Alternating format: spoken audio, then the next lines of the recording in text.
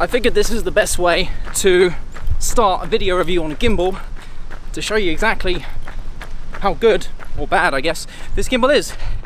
So this is the Moza Air 2. I really wanted to review the entire thing while running, but I quickly realized after a couple of takes that I would die. So yeah, Moza Air 2 holds just over 9 pounds. Right now I've got the A7iii with the 24mm G master on here, small rig cage, and a Rode Video Micro, so it's quite a heavy setup. And however it looks, well, this is how this looks. So, all right, let's do the review.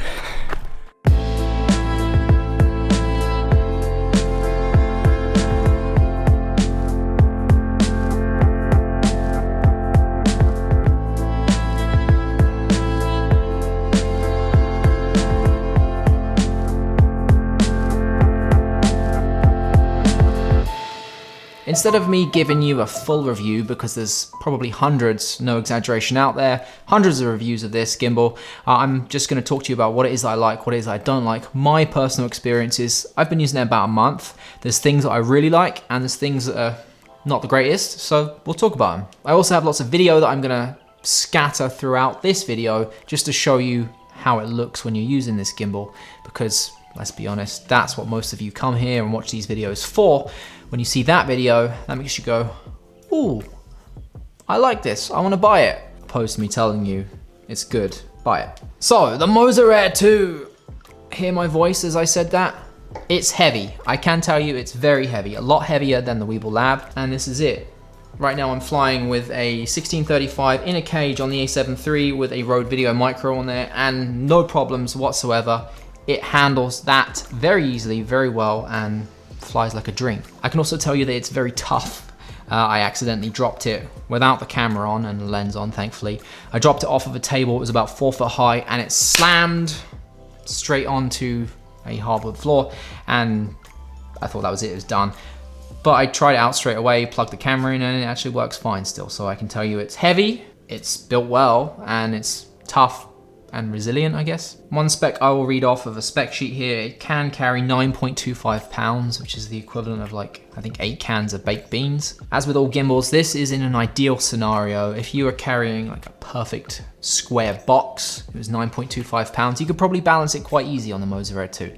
But needless to say, cameras aren't box shaped. They have lenses on the front, they have things on the top, articulating screens, all that kind of thing. So even though they may be under that 9.25 pounds, they might be a little bit side heavy, front heavy, top heavy, and that means that you might not be able to balance quite that amount of weight on there. So take that 9.25 pounds with a grain of salt. So what I like about this guy, and you know what, let's take this camera off so we can talk about it a little bit easier. So what do I like about the Moza Air 2? Battery life is absolutely incredible. You can get up to 16 hours, it says. I didn't manage to get that much myself. I think I've probably had about 12 hours out of a set of batteries on a full charge, which is still amazing. If you're shooting for an entire day, that will get you through the entire day. No reason to really have a second set of batteries, to be honest, unless you're somewhere remote and you can't charge overnight, but they charge through USB-C anyway, so not a big deal. In terms of build quality, it's built very well actually. As I said, I dropped it and it survived that. So mostly made of metal, and that's probably why it's so heavy. There is little bits of plastic here and there. All the dials and switches and that kind of thing, they're all made of plastic, apart from the joystick, which is kind of a rubber. Part of the reason this can carry quite a bit more weight or heavier setups than other gimbals, especially like the Weeble Lab, is because of this arm here. So yes, it's not very travel friendly, but this arm is very long, and we like it long because basically it allows for the center of gravity to be dropped down further, which means you can put something that's like this, which is tall, onto the camera, or onto the gimbal, sorry, and it puts the center of gravity down low, which means it's easier to balance. So that is a good thing. If you look at the Weeble Lab, it's actually quite short. Bigger is better.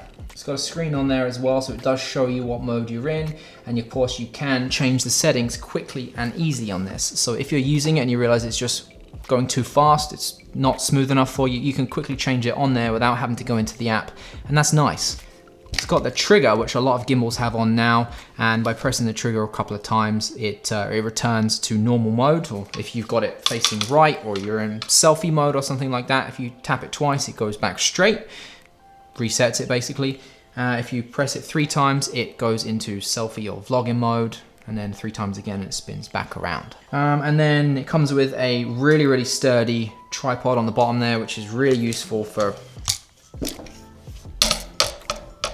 doing that. And if you're doing that, you can rest, don't have to carry it. You can also balance it that way. I have the Zhiyun trans mount adapter on here, which is incredible. This is a system that you plug onto the bottom there, you plug onto the top here, and instead of having to screw in everything, it just clicks in like that to get it off. Pull this down, pull that off. Talked about that before in a different video. I'll put a link down below if you want to pick that up. So it does come with a Arca plate, which normally sits right in there, and then you can just put your camera on top of that Arca plate, and then that's how it balances. It does balance extremely well, just like any other gimbal. I'm not going to show you how to balance it. So if you've balanced the gimbal before, you will know how to balance this one. I will say it doesn't have the locking system from the Weeble Lab. It has it on one arm, strangely, this one here. So you can lock that one, but none of the other ones. So it does mean when you travel with it, it's a bit of a pain because it all flops around and everything like that. So I use one of these little thingies here, and I basically tighten it up, and that way it can't move around. I did take this to England with me, and it was incredibly hard to travel with. It didn't attach to the side of my bag very well. I had to split it up and take it in my carry-on, and then I was worried about it getting damaged because it moves around so much. So I will tell you, it doesn't travel very well.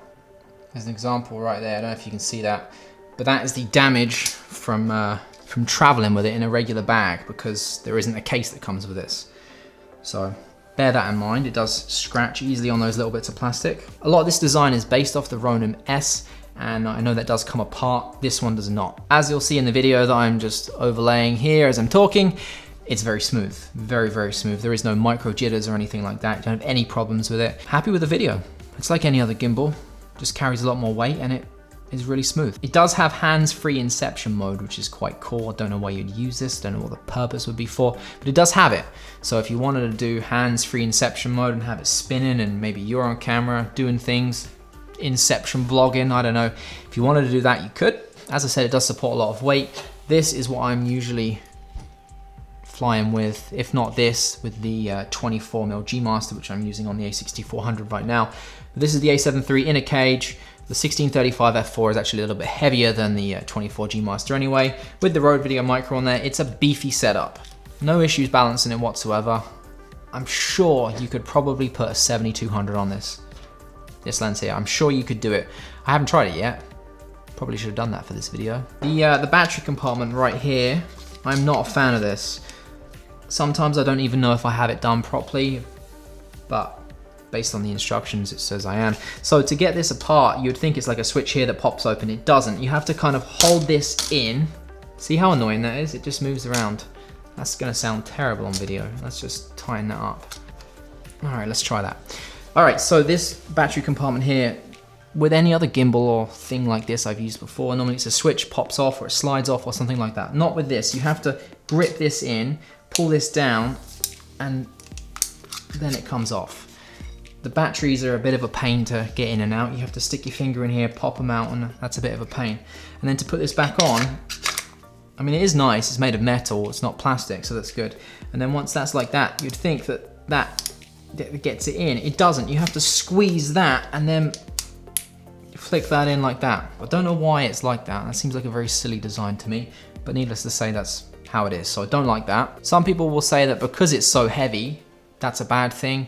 Personally, I don't have a problem with it being so heavy. I like it like that. It feels solid, and yeah, you do get tired, but you're not carrying this all day, normally, and if you have a tripod on the bottom anyway, really not that big of a deal. So I don't mind the weight, to be honest with you. I quite like it. One other thing I don't like, it doesn't come with a case. There is one you can buy, but to be honest with you, it should come with that. You really need one. Otherwise, you're just throwing it in another bag and it's gonna get scratched. It might get damaged because it doesn't really fit in any other bag easily. It doesn't fit into a tripod thing on the side of a bag.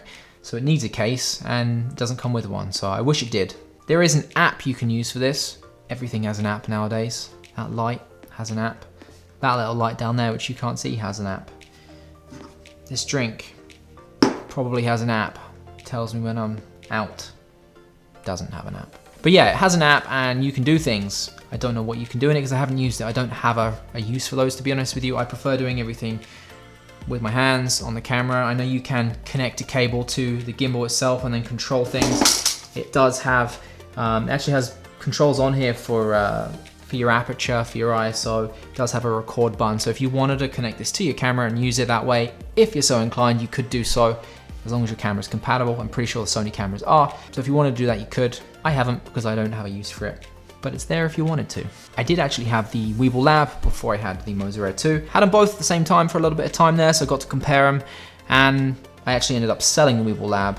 Not because it's bad, it's actually still a really good gimbal, and I still prefer it in many ways. It's a lot smaller, a lot more compact, but I just couldn't fly with the weight that I wanted to use. Certain lenses with a cage on there, with a mic on top. Even though it was under the weight limit, it just was off balance because it was too top heavy or too front heavy, and it just didn't work on the Weeble Lab. Don't have any of those issues with the Moza Air 2, so that's why I ended up selling the Weeble Lab and have the Moza Air 2 now instead. Other than that, that's what I like. What I don't like about the Moza Air 2, just wanted to give you my thoughts on it with some video laid over the top of this video for you to get some examples of how it actually handles. And all this video was shot with the Sony A7iii and the 24mm F1.4 G Master, in case you're wondering. And that's that. If you like this video today, you know what to do. All those things. If you don't want to do them, don't do them. Just go and click another video, click one of the videos over here, one of those sides, and continue the rest of your YouTube viewing experience. I hope you enjoy that. All right, I'll see you guys later. See ya. If you've been wondering in this video what is all over my hands, come on, focus. I was fixing a pipe, and it's fiberglass resin. Tried to get it off with like everything we have in the house, and it doesn't come off. Even tried gas, and my hands stink. Didn't come off. Apparently it's also really bad for your hands, and it makes them itchy. So we'll see how that turns out tomorrow. Wish me luck. Flying with the A7iii 24mm F1.4 24mm. No, that's it. I can't do anymore. Alright, one of those other takes I'll have to do because that's it, I'm done. Oh man.